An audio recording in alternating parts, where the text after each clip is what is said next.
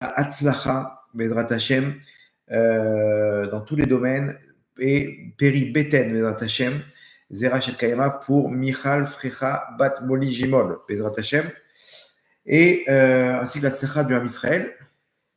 Il n'y a pas d'annonce ce soir, donc on va directement commencer. Écoutez, le cours de ce soir, Bezrat Hashem, j'aimerais, par rapport à la situation, comme vous le savez, la paracha de la semaine, et essayer de comprendre qu'est-ce qui nous arrive. Comme vous avez pu le voir cette semaine, on a été témoin d'une perte terrible. En une seule journée, 24 soldats, dont 21 d'un coup, avec un bâtiment qui s'est écroulé sur eux. Et bon, on est habitué tous les jours, 1 mort, 2 morts, 3 morts. Et ça s'associe à ce qui s'est passé le 7 octobre, 1300 morts, des dizaines de milliers de blessés, on est rentré dans une nouvelle réalité. On est rentré dans une nouvelle réalité et on prend sur nous des mitzvot, on fait des prières, on fait des rassemblements, on fait ce qu'il faut et pourtant on voit qu'on est toujours au même niveau. Pire que ça, c'est qu'on a l'impression qu'Akadosh Baruch Hu, il nous a abandonnés. Ok, il faudrait essayer de comprendre. On va parler, si vous voulez bien, on va parler cartes sur table. Ok, c'est peut-être un cours qui risque de déranger, mais je pense qu'il faut parler cartes sur table. Pourquoi? Pour qu'on puisse savoir qu'est-ce que nous on doit faire, qu'est-ce qu'Hachem il attend de nous pour pouvoir avancer et sortir de cette bulle dans laquelle on se trouve ou dans laquelle on veut nous mettre. Il y a deux mots qui reviennent. Je ne sais pas si vous avez vu en Israël, il y a des stickers un peu partout comme ça. Anachnu nenatseach. On va gagner. En français, on va gagner. Anachnu nenatseach. Des fois, il rajoute Yachad anachnu nenatseach. Ensemble, on va gagner. Et toujours ce même truc qui revient, on va gagner, on va gagner, on va gagner. Quand j'entends ces deux mots, ça me fait des nausées. Je sais pas vous, et moi je vais vous expliquer pourquoi, mais ça me donne des nausées tout le temps d'entendre ces deux mots-là. On va gagner, on va gagner. Moi, je pose la question ce soir, est-ce que vous êtes sûr qu'on va gagner? Comment on peut affirmer, après tout ce qui se passe, qu'on va gagner? Et surtout, quelle est la solution? Comment essayer de comprendre qu'est-ce qu'Hachem veut de nous par rapport à l'actualité, par rapport à la paracha de cette semaine? Et voilà, on va essayer de mettre carte sur table pour pouvoir comprendre et analyser la situation et pour pouvoir améliorer Bezrat Hashem et voir comment on pourra avancer. Donc, si vous voulez bien, je vous demanderai d'attacher vos ceintures. Ce sera moi le pilote ce soir. Et je vous ramènerai chez vous, Bezrat Hashem, après. Donc, par rapport à ce cours-là, essayez de comprendre un peu ce qui se passe autour de nous.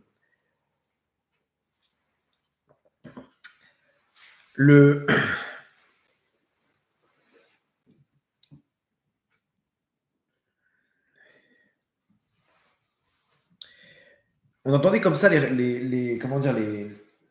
ceux qui étaient les experts, on va dire, par rapport à ce qui s'est passé, on les entendait dire que c'est une histoire d'1 mois à 1 mois et demi, et ils vont réussir à venir à bout du Hamas. Ok, on a vu des expressions genre on va annihiler le Hamas, on va les détruire. Et puis quand ils sont entrés, on a découvert un Hamas qu'on n'a jamais connu. Il y a eu des opérations, il y a eu plein d'opérations contre le Hamas. D'un coup, on voit des milliers de RPG, des soldats, des terroristes de partout. Ils sont venus à 3000 à l'intérieur d'Israël. Et là-bas, c'est interminable. C'est interminable. Ils sortent de nulle part un réseau de tunnels qu'on n'aurait jamais pu penser. Et il se trouve que cet ennemi, il est bien plus fort que ce qu'on pensait. Même si sur le court terme, on risque de gagner, ok, il est clair que dans quelques années, on va se retrouver au même endroit. Et malheureusement, les chiffres, ils sont très durs, ok. Venez, on fait un petit point. On va parcourir un petit peu la situation ensemble, ce qui se passe actuellement et dans le monde. Et on va voir comment essayer de comprendre quelle est la solution dans tout ça. Qu'est-ce qu'Hachem veut de nous? Quelle est la solution? Est-ce qu'on est dans une impasse? Est-ce qu'on risque de gagner ou pas gagner? Donc, ça fait 3 mois et demi maintenant qu'on est dans cette guerre. On est toujours au même niveau. Donc, le Hamas, il est présent. On dit qu'ils ont tué que un tiers des terroristes. Ça veut dire à peu près 10 000 sur 30 et quelques mille soldats terroristes du Hamas. Les otages, ils sont toujours là-bas. Les dirigeants du Hamas, ils sont toujours là-bas. Okay, les bombardements, il y en a pas centaines tous les soirs. Okay, on arrive au même niveau. C'est-à-dire qu'on est là à 600 mètres de la frontière. Un bâtiment, qui, dans un endroit qui, depuis longtemps, a été conquis. Depuis longtemps, a été conquis. Et d'un coup, des terroristes, ils sortent, ils envoient deux roquettes. Le bâtiment, il leur tombe dessus. Ils étaient en train de miner le bâtiment. Qu'est-ce qui se passe? Et pourquoi ils minent un bâtiment? Je ne comprends pas. Il leur manque des avions pour bombarder un bâtiment. Alors non, parce qu'il y a les civils, encore les civils, et encore les civils. Et on est face à un monde qui revient toujours avec le même argument, ok, où on est en train de tuer des. C'est-à-dire, on a oublié toutes les catastrophes qui s'est passées le 7 octobre. Israël sont en train de tuer des civils, ils sont en train de tuer des hommes, femmes, enfants, et ils font un génocide. Les mêmes paroles qui reviennent, on a l'impression que c'est automatique. Vous connaissez les répondeurs automatiques dans les messages automatiques. On parle avec des murs et ça revient tout le temps les mêmes messages, ok? Et le monde, il est contre nous. Et à cause de ça, on est face à des terroristes qui se retrouvent à enlever leurs uniformes, déposer les armes, et ça devient des civils. Pourquoi? Parce qu'ils savent très bien que le monde menace et fait pression sur Israël par rapport aux civils. Ok? Donc, alors, on ne peut pas bombarder. On est obligé de miner un bâtiment de façon à ce que ça fasse le moins de dégâts matériels. Et là, on se retrouve avec 21 morts, 21 soldats qui tombent en une seule et même explosion. Pourquoi? Parce qu'il ne faut pas bombarder à cause des civils. Et on est pris en otage par le monde. On est pris en otage par le monde. Et ils jouent avec ça. Hein. Ils jouent avec ça. Et tout le temps, c'est le même refrain. On peut leur montrer des preuves. On parle avec des murs. Là, au tribunal de l'Haye, ils sont en train de montrer, de prouver avec des preuves à la pluie. Rien. Alors maintenant, la blague, c'est que la Russie a porté plainte. Je ne sais pas si vous avez vu ça, mais la Russie a porté plainte. La Russie a porté plainte contre Israël pour génocide, d'assassiner des hommes, femmes, enfants. C'est-à-dire qu'on est face. Alors, on sait ce qui s'est passé en Russie. En Russie, on parle de centaines de milliers de civils morts. Il n'y a aucune différence entre les soldats et les civils. Ça bombarde à tout va. OK? Et ils sont là en train de nous dire Israël, c'est juste à se frotter les yeux. On est en train de se frotter les yeux. C'est pas terminé. L'ONU, ok, je vous donne des petits chiffres comme ça pour que vous compreniez comment. Je vous donne les chiffres, vous allez voir, c'est juste illogique. Expo, on va rentrer dans l'illogique, dans ce qui est illogique pour qu'on comprenne qu'est-ce qu'Hachem veut de nous. L'ONU, il y a eu sur l'Iran, écoutez bien, l'Iran, donc la source de tout le terrorisme dans le monde, c'est l'Iran. L'Iran, ils ont une tactique d'armer les groupes terroristes. Ok, comme ça, ils dirigent ce groupe. C'est eux qui dirigent le groupe terroriste. Et ce groupe terroriste, il dirige une zone. Donc en fait, l'Iran, elle est maître du Moyen-Orient en armant des groupes terroristes. D'accord? C'est comme une pieuvre qui a plein de tentacules. Ok? Et comme ça, l'Irak, elle est entre les mains de l'Iran. Le Liban, avec le Hezbollah entre les mains de l'Iran. Le Hamas, le Yémen. Bref, ils ont une tactique d'armer des groupes terroristes, ok, dans le monde et des attentats, etc. C'est l'Iran qui est la source de tout ça. Bien entendu, on sait très bien les actions qu'ils veulent mener contre Israël, de détruire officiellement des déclarations officielles de dirigeants iraniens, de rayer Israël de la carte. Vous avez déjà entendu des déclarations comme ça dans le monde? Non, que l'Iran face à Israël. Combien de condamnations à l'ONU? 6 condamnations. Ok, on continue. La Corée du Nord. Corée du Nord, tous les 2 semaines, ils font des essais nucléaires. Bon, qu'est-ce qu'il y a de mal à faire des essais nucléaires? On veut être une puissance nucléaire. Très bien, sauf que le problème, c'est que le fait d'être puissance nucléaire, c'est un moyen de dissuader ton voisin. En fait, c'est un moyen d'arriver à la paix, d'avoir la bombe nucléaire. Ok, on ne va pas l'utiliser, la bombe nucléaire. C'est juste un moyen de dissuasion, de dire, attention, c'est une puissance nucléaire, pas de bêtises. La Corée du Nord, non, ils veulent la bombe nucléaire pour pouvoir détruire les États-Unis et la Corée du Sud. Ils sont là pour détruire, pour appuyer sur le bouton rouge. On sait très bien qui se trouve à la tête de la Corée du Nord. Ce n'est pas un enfant de cœur. Combien de condamnations? 8 condamnations. On en vient à nos amis russes, les mêmes qui ont porté plainte contre Israël. Donc, ils sont dans une guerre face à l'Ukraine. Est-ce que quelqu'un peut me dire pour quelle raison la Russie a attaqué l'Ukraine? Jusqu'à aujourd'hui, je crois que personne n'a la réponse. La Russie, elle attaque l'Ukraine, on ne sait pas pourquoi. Bon, tout le monde connaît les résultats, des centaines de milliers de morts, Combien de condamnations à l'ONU? Donc vraiment, le monde, il s'est quand même uni contre la Russie. Allons voir à l'ONU combien de condamnations. Accrochez-vous bien, 23 condamnations. Ok, très bien, on avance. Israël, donc Israël, on connaît l'histoire.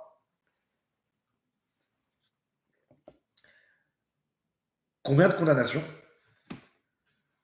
Lancez un chiffre, n'importe. La Russie, pour l'instant, ils battent le record. 23 condamnations à l'ONU. Accrochez-vous bien, 41 condamnations. Ah, il y en a qui ne sont pas d'accord. Vous avez raison, 141. Vous entendez bien? 141 condamnations à l'ONU. Alors déjà, 41, c'est déjà le choquant. Mais non, 141 condamnations à l'ONU. Israël, ils ont été condamnés par l'ONU 141 fois. Deuxième sur la liste, la Russie, 23 condamnations. Vous avez vu le top 4 là? J'ai fait le top 4. Israël, 141 premier. Russie, 23. Corée du Nord, 8. Iran, 6. Voilà le top 3, le top 4 des condamnations à l'ONU. Est-ce qu'il y a quelqu'un qui trouve ça logique? C'est-à-dire, si on avait eu 27, la Russie 23, on aurait dit en quoi Israël, ils sont pires que les Russes, alors qu'ils sont actuellement au tribunal de la Haye en train de montrer des preuves sur preuves, Sans ça, on n'a pas eu besoin de montrer des preuves. Le Hamas lui-même a tout filmé. Ça tourne sur tous les réseaux, les vidéos qui tournent sur les réseaux du Hamas. Le Hamas se vante de toutes ces vidéos, et non, c'est Israël qui a fait les vidéos. Et pour pouvoir trouver une excuse d'attaquer, de machin, n'y croyez pas. C'est un coup monté, c'est des montages, ça n'existe pas, c'est des poupées, des mains. 141 condamnations. Attendez, mais vous vous rappelez ce qui s'est passé le 7 octobre? C'est-à-dire que c'est du jamais vu. C'est illogique. Hachem nous aurait-il abandonné? Alors, tant qu'on est dans tout ce qui est illogique, le 7 octobre même, toute la nuit, tous les jours, il y a des nouveaux témoignages de gens qui ont averti, et qui ont dit, ils sont en train de préparer, ils sont venus sur place, les généraux. L'autre, il est parti en vacances. Il dit non, c'est rien, on verra demain matin. Ils ont balayé tous les témoignages. Et encore, telle fille, elle a témoigné, et telle personne, elle a témoigné. L'autre, il était sur ses réseaux sociaux, ils lui ont enlevé sa licence. Ils leur menaçaient, ils ont menacé de les traîner en justice. Ils continuent à mettre en panique, à mettre la panique dans le système sécuritaire. Et comme ça, toute la nuit, ils ont averti, le Hamas est en train de préparer une attaque. Ils l'ont fait. À 6 h du matin, ils ont attaqué. Le premier soldat, il a intervenu 5 heures après. Pendant 5 heures, il n'y a pas de soldat. Il n'y a pas un hélicoptère, il n'y a pas un drone, il n'y a pas un avion. Mais attends, mais ils sont... Ribono Shalom, ils sont où? Il y a quelqu'un qui m'a raconté, ne me dites pas qu'ils n'étaient pas là. Il y a quelqu'un qui m'a raconté que son fils lui-même, il était là-bas sur place, soldat de l'unité Maglan, unité commando. Il m'a dit, mon fils, c'était un réserviste à ce moment-là, donc il n'avait pas forcément de commandant. Ils étaient là sur place, ils ont pris un peu, il m'a dit, le commandement tout seul pour pouvoir intervenir parce qu'il n'y avait pas d'ordre. Ils recevaient pas d'ordre. Donc ils entendaient qu'il y avait des morts sur place. Ils ont pris leur jeep, ils sont intervenus. Ils sont allés dans le premier kibbutz et là-bas, ils ont fait des strikes. Ils ont défendu des gens qui, chaque seconde, il y avait des morts. Chaque seconde, des morts et des brûlés et des violés. Ils sont descendus. C'est des commandos, donc c'est des experts. Ils sont arrivés là-bas, ils ont nettoyé le terrain. Ils étaient combien? Ils étaient 20. Sur la route, ils voient 500 soldats à l'arrêt. des colonnes de tanks, des colonnes de blindés à l'arrêt. Qu'est-ce que vous attendez? On n'a pas reçu d'ordre. Il n'y avait pas d'ordre. Pendant 5 heures, pas d'ordre. Alors eux, ils sont dirigés par les... Ils n'ont pas le cran de partir tout seul. Qu'est-ce que tu fais? Tu ne peux pas. C'est des comment dire? C'est le service obligatoire. Ils n'ont pas là, cette notion-là comme des réservistes qui ont plus ou moins l'expérience et qui peuvent prendre le commandement tout seul. Il y avait un tank de femmes. Ils ont pris le commandement tout seul. Ils ont commencé à nettoyer là-bas avec des tanks. Ils ont fait je ne sais pas combien de centaines de morts. Ils étaient. Mais pourquoi il n'y a pas d'ordre pendant 5 heures? Illogique.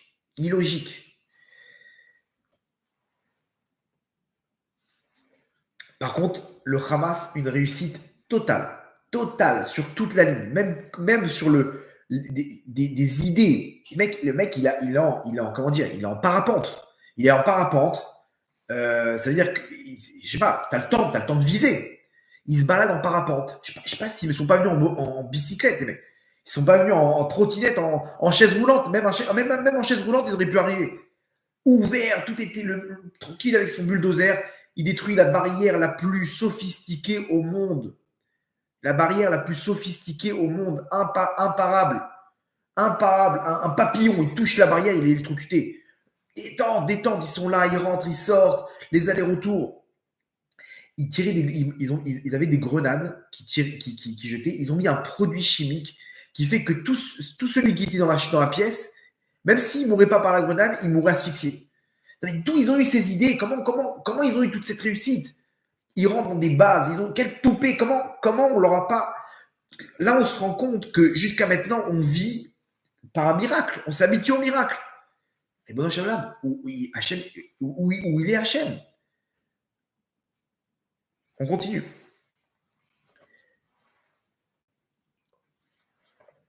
Alors, c'est pas terminé. Normalement, il y aurait dû avoir 3 fronts. Ça, c'était que le plus petit front, c'est-à-dire le Hamas. Ils sont arrivés à 3000. Le plan, comme ça, il dit Mordechai Kedar, il y a un docteur en géopolitique, expert sur le monde arabe. Il dit que le plan de base, le plan initial, c'était 3 fronts. Le Hamas, au même moment dans le nord, le Hezbollah, et au même moment, une attaque de missiles de l'Iran. C'est-à-dire 3 fronts. Imaginez-vous ce qui s'est passé le 7 octobre. Ça aurait dû être 3 fois pire dans le nord, et une pluie de roquettes balistiques, de missiles balistiques de l'Iran. Bien entendu, derrière, les Syriens, ils seraient mêlés. Les Arabes de Judée-Samarie, de la même manière. Ça aurait été le chaos. C'est terminé pour Israël. Ça aurait dû être terminé pour Israël. Ça, Baruch Hashem, on a été sauvé de ce décret. C'est-à-dire tout ce qu'on raconte maintenant, c'est Berachamim. C'est avec bonté tout ce qui s'est passé. Normalement, ça aurait dû être la fin du Ham Israël. Ça aurait dû être la fin de l'État d'Israël. C'est terminé.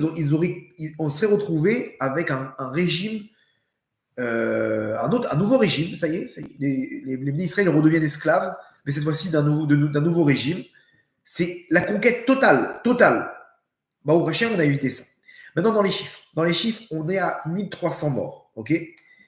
Combien de blessés? 12 000 blessés. Dedans, des blessés graves. Des gens qui sont toujours entre la vie et la mort. Ce n'est pas des blessés, comprenez bien, mais ce n'est pas des blessés, des fractures. À Gaza, c'est des blessés où ils perdent la vue, ils perdent des membres, ils perdent des fois les 2 membres, ils perdent beaucoup de choses. C'est-à-dire qu'il y en a beaucoup sur les 12 000 qui sont 100% handicapés.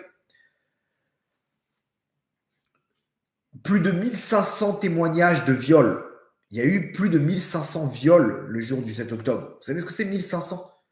1500, mais c'est impensable. Comment on se rend compte qu'ils étaient 5 heures tout seuls. 5 heures tout seuls.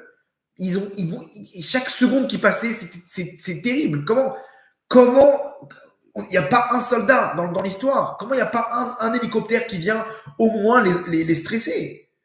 S'ils sont arrivés à ce nombre de viols, c'est qu'ils étaient en détente. On parle de 365 000 soldats qui ont été appelés sur le front. ok, des réservistes et de l'armée du service du service normal, ok, 217 000 habitants qui ont quitté le sud d'Israël.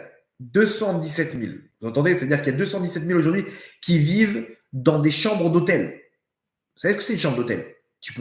Quand tu es avec quatre enfants, c'est invivable. Invivable, les uns sur les autres, avec deux lits, avec une petite salle de bain. Tu n'as pas où passer. Dans une chambre d'hôtel, tu n'as pas où passer. Il n'y a pas de salon, il n'y a pas de jardin. Tu vis avec des gens, tu manges là-bas avec des gens, tu n'as plus d'intimité, tu n'as plus rien. Ça fait combien de temps? Ça fait 3 mois et demi. 217 000 personnes. Et je ne sais pas s'ils vont retrouver leur maison. Parce que de vivre à 1 kilomètre de Gaza, après tout ça, c'est pas sûr que ce soit la sécurité. Vous allez voir. 80 000 habitants du Nord qui ont quitté leur maison. Pourquoi? Parce que le Hezbollah, ils envoient des roquettes. Tous les jours, ils envoient des roquettes et ils menacent de faire ce qui s'est passé le 7 octobre. Donc, il y a 80 000 personnes à la frontière du nord d'Israël qui ont quitté leur maison. Où est-ce qu'ils sont? Dans des hôtels. 12 500 missiles. 12 500 missiles tirés sur Israël. Mais comment? D'où ils ont... Ah, attendez, il y a eu des opérations. Il y a eu des opérations à Gaza. Il y a eu des 4 000 et 5 000 missiles. Mais c'est quoi? C'est interminable. 12 500. Plus, il y a l'année dernière, il y a eu 4 000 missiles. Et l'année d'avant encore, 6 000 missiles. Et pendant les opérations, il y a eu 8 000 et 4 000 et 6 000. Et combien de missiles ils ont? Et c'est pas terminé. Ils quittent un endroit qu'ils ont conquis. Quelques minutes après, ils envoient 40 missiles sur Israël. C'est interminable. Israël leur envoie plus de 5 000 camions d'aide humanitaire. Ok? C'est-à-dire que c'est pas le monde qui envoie ça, c'est Israël en personne qui envoie 5 000 camions d'aide humanitaire. 1500 000 litres d'essence par jour. Israël fournit à Gaza 150 000 litres d'essence par jour. Vous connaissez un pays qui donne 150 000 litres d'essence à un pays. Qu'est-ce qu'ils font avec l'essence? 90% part au Hamas. Ok? Parce que tout le réseau de tunnels, il ne marche qu'avec des générateurs. Les générateurs, ça marche avec l'essence. Donc, on leur donne de l'essence pour qu'ils nous envoient des missiles et pour qu'ils puissent continuer à garder nos otages. Parce que tant qu'il y a de l'oxygène dans les sous-sols, dans les tunnels, alors ils peuvent garder ils peuvent rester là-bas. Donc, nous, on leur fournit des armes, en fait. Vous comprenez? 700 millions de dollars à l'autorité palestinienne, Israël fournit tous les mois. Dedans, l'argent qui est fourni à toutes les familles de terroristes. Toutes les familles de terroristes, ok, ils reçoivent une bourse qui vient d'Israël. C'est-à-dire nous-mêmes, on paye les familles de terroristes et on encourage indirectement le terrorisme. Là, ils veulent faire une loi, enfin, ils veulent faire une bourse à vie pour toutes les familles qui ont un lien avec les terroristes du 7 octobre. C'est-à-dire tous les 3000 terroristes du 7 octobre, ok, toutes les familles, l'autorité palestinienne veut leur donner une bourse à vie, à vie. Vous entendez de quoi on parle? Bien entendu, le monde génocide. Comment on peut c'est-à-dire, on a ni le beurre ni l'argent du beurre. C'est-à-dire on essaye on leur donne ce qu'il faut. Et on perd nos soldats parce qu'on ne veut pas toucher à leurs civils, donc nos soldats, ils tombent. Et en plus, quand bien même, c'est-à-dire c'est pas comme si on nous dit bravo, Israël, allez, super, vous faites attention, ça c'est de la morale. On aime vous voir comme ça. Voilà, par rapport à Poutine, on aime vous voir comme... Non, en pire que ça, on prend 141 condamnations. Mais on est où? On est dans quel monde? C'est à se frotter les yeux, à se taper la tête contre un mur. Il n'y a pas de logique, Rabota, il n'y a pas de logique. Et le pire de tous, la cerise sur le gâteau, Mr. President of America, le président des États-Unis, Joe Biden, qui pousse Israël. C'est-à-dire qu'aujourd'hui, c'est nos amis. Mais il faut savoir qu'après la guerre, c'est ceux qui vont faire le plus de mal à Israël. Le pire, ça sera quand ça sera terminé. Qu'est-ce qu'on fait de la bande de Gaza? Quelqu'un a une réponse?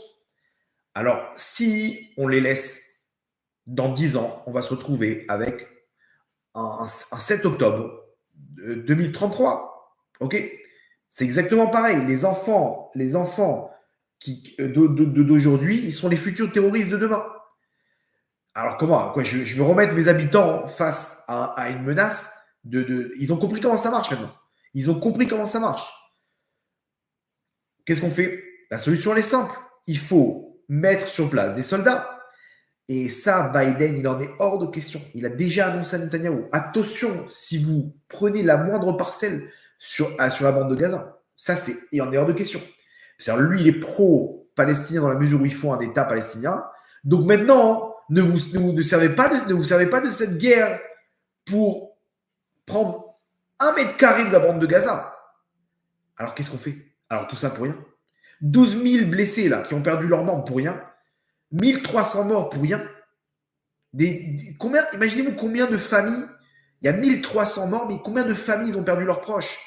Leur seule consolation, c'est de se dire, au moins on a sauvé l'État, on a sauvé Israël. On a sauvé le Ham Israël, on s'est débarrassé du Hamas. Mais même ça, ils l'ont pas. On va revenir à la même situation. Pourquoi? Parce que les États-Unis sont là pour faire attention. On est là pour gérer qu'Israël ne va pas, bien entendu, conquérir la moindre terre palestinienne. Attention. Ok. Alors qu'est-ce qu'on fait? Mais attends, il n'y a pas de solution alors. En gros, est-ce que vous êtes sûr qu'on va gagner?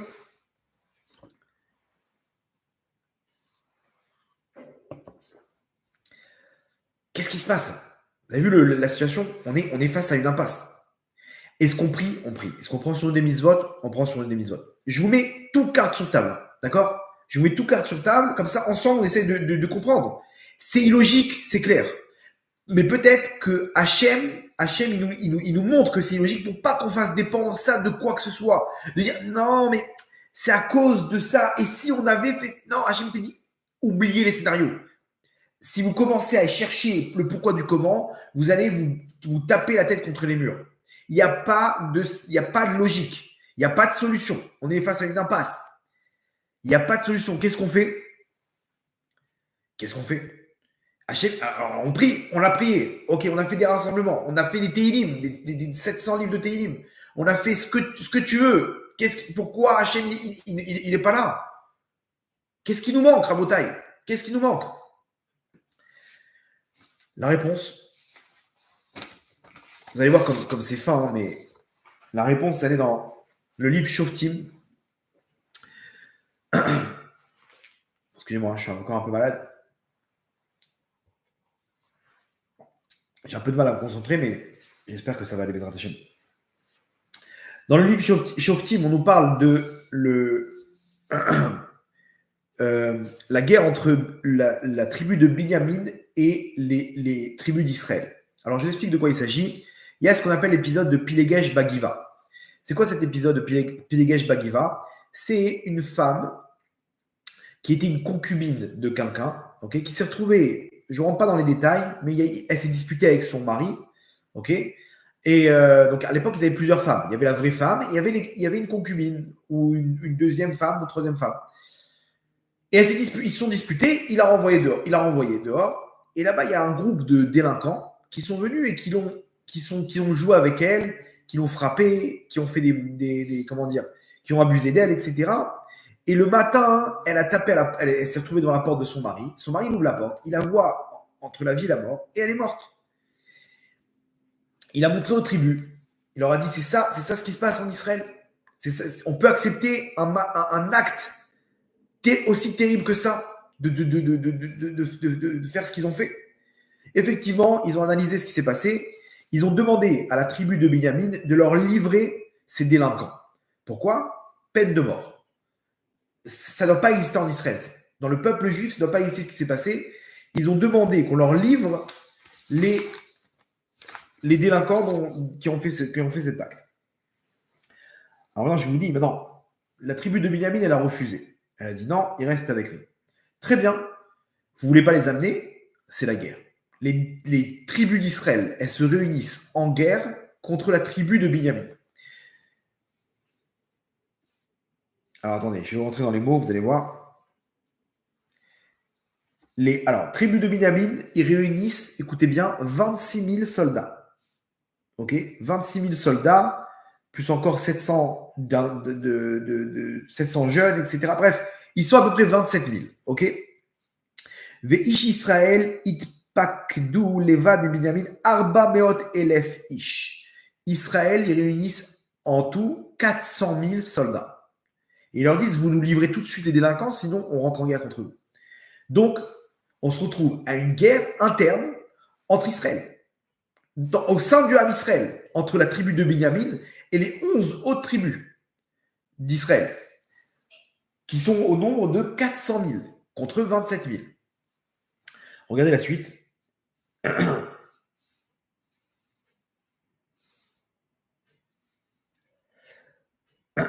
Vayakumu vayalou Bethel. Ils se sont levés, ils sont arrivés dans la région de Bethel. Vaish alou be'Elohim. Ils ont posé la question au Horim Vetomim. Alors, c'est quoi les Horim Vetomim? Vous savez qu'on a plusieurs moyens de communiquer avec Hachem, par l'intermédiaire des prophètes, par l'intermédiaire des rêves, par l'intermédiaire du roi Kodesh, l'esprit divin, etc. Et il y a une technique, avant d'entrer en guerre, le Kohen Mashiach, il y avait un Kohen qui était spécialement là pour accompagner le peuple en guerre, ok. Lui, il avait les habits du Kohen Gadol et il avait le pectoral. Le pectoral, c'est avec les 12 pierres précieuses. Dessus étaient inscrits les noms des tribus, ok. Donc il y avait plusieurs lettres. Avant d'entrer en guerre, on avait la possibilité de poser une question, ok, au Horim, ce qu'on appelle les Horim Vetumim, qui sont le pectoral. Une question importante par rapport à la guerre. Est-ce qu'on doit faire ça? Est-ce qu'on doit aller comme ça? Est-ce qu'on doit les poursuivre? Et les lumières, les lettres, elles s'illuminaient. Ok, donc ça donnait une série de lettres qu'on alignait pour donner le sens à une phrase. Et c'était la réponse qu'on recevait d'Hachem. Donc ils ont posé la question au Horim Vetumim avant d'entrer en guerre. Est-ce qu'on doit le faire ou pas? Vayomeru ben Israël, ils ont posé la question Mi lanu batechila la milchama. Ils demandent à Hachem qui doit se battre en premier. C'est-à-dire des 11 tribus là, ok, lequel d'entre nous doit se retrouver en premier dans l'attaque. Donc, Mi lanu batechila la milchama imbede Binyamin, contre la tribu de Binyamin. Vayomer Hachem Yehuda batechila. Hachem répond et dit tribu de Yehuda. Ok, donc il se lève, Vayakoum ben Israël Baboker, Vayachanou à la Giva, il monte le matin et il se pose sur la plaine là-bas devant la tribu de Binyamin. Vayetse Ish Israël Milchama et Binyamin, ils sont partis donc en guerre contre Binyamin. Vayachou Itam Ish Israël Milchama et la Giva. Et là-bas sur cette même Giva, ils ont entamé une guerre. Vayetse Bene Binyamin Mina Giva Vayashritu Be Israël Vayamaou Shnaim Ve'esrim Elef Ish Arza. Tribu de Binyamin, elle tue 22 000 soldats. Alors, ils leur mettent une rouste. Ils sont 27 000 contre 400 000. Ils se battent et 22 000 des tribus d'Israël tombent ce jour-là. Imaginez-vous de quelle catastrophe on parle. 22 000 soldats, ils tombent. À l'époque, c'était des guerres, c'était du corps à corps, c'était à l'épée. Donc, chaque jour, c'était des milliers de morts.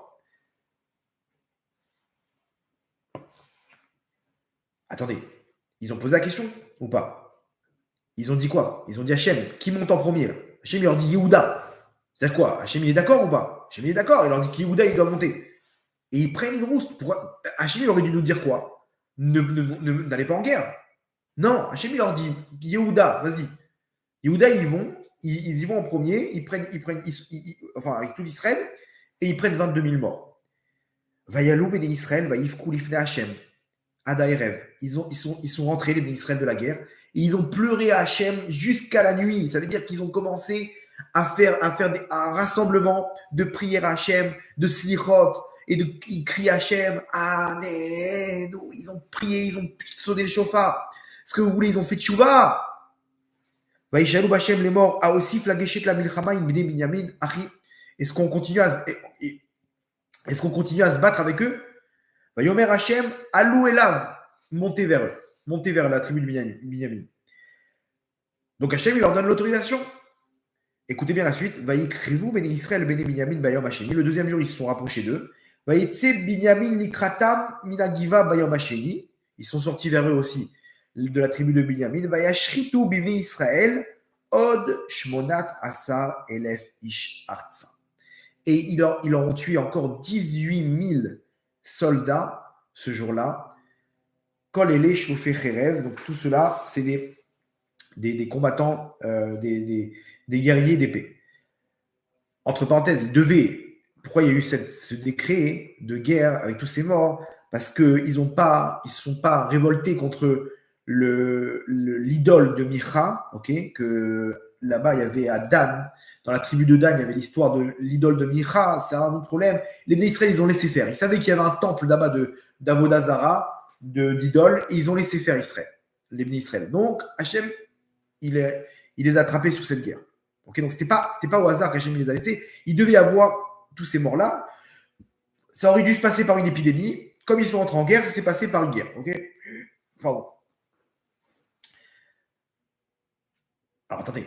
Hachem, il leur a dit, allô et lave, montez, battez-vous. On continue à se battre, Hachem, ou pas? Montez, battez-vous. On se bat, on prend une gifle. Qu'est-ce qui se passe? Écoutez la suite. Vayalou kol ben Israël et kol ha'am vayavou Bethel. Ils sont tous remontés à Bethel. Tout le peuple, hommes, femmes, enfants. Vaïfkou, ils ont pleuré. Bethel, c'est le Mishkan Shiloh. C'était le temple, le sanctuaire, il était là-bas. Vaïjbou Sham Lifne Hashem. Ils ont fait tchouva devant Hashem. Vayatsumu Bayomaou Adaerev. Ils ont fait un jeûne. Ils ont pris sur un jeûne. Vayalou Olot Ushlamim. Ils ont fait des sacrifices Lifne Hashem. Ils font tchouva encore ou pas? Ils font tchouva. Vaïchalou ben Israël Bachem. Et ils ont redemandé à Hashem par le Urim et Tumim. Vesham Aaron Berit Elokim Bayamim Haem ou Pinchas ben Azar ben Aaron Omen Lefana Bayamim Haem. Les morts. Et il leur dit comme ça. Donc le Kohen là-bas, c'est Pinchas ben Elazar. Il pose la question et il dit comme ça. Écoutez bien les paroles. A Osif Od la Tzet la Milchama im Bene Binyamin Ari. Est-ce qu'on continue à se battre contre nos frères Binyamin? Im Erdal. Ou qu'on doit arrêter de se battre? Ah, là tu poses la bonne question. Qu'est-ce qu'il leur dit Hachem? Vayomer Hachem, Alou, qui machar et tedeno be'alecha, partez en guerre et demain je le mettrai dans vos mains. Effectivement, ils ont gagné la guerre. Ils ont décimé la tribu de Binyamin. Il restait quelques centaines là-bas de combattants. Ils ont failli détruire complètement la tribu de Binyamin. Et après, ils ont fait la paix. Bon, bref, c'était une longue histoire. En tout cas, il y a eu des dizaines de milliers de morts à cause d'une autre raison. Ça aurait pu passer par une épidémie, c'est passé par cette guerre-là. Ribono Shalom, qu'est-ce qui se passe? Ils ont prié. Alors, venez, on essaie de réfléchir ensemble. Ils ont prié, oui. Ils ont pleuré. Shofar, il y a eu shofar. Slichot, il y a eu slichot. Teilim, il y a eu des teilim. Ils ont jeûné. Quoi d'autre? Ils ont pris sur des mitzvot. Oui. Tchouva, bêta qui est la tchouva. C'est quoi leur faute? Ribono Shalom, c'est quoi leur faute? Si on arrive à comprendre qu'est-ce qui s'est passé, on pourra peut-être comprendre pourquoi nous, on n'arrive pas à gagner.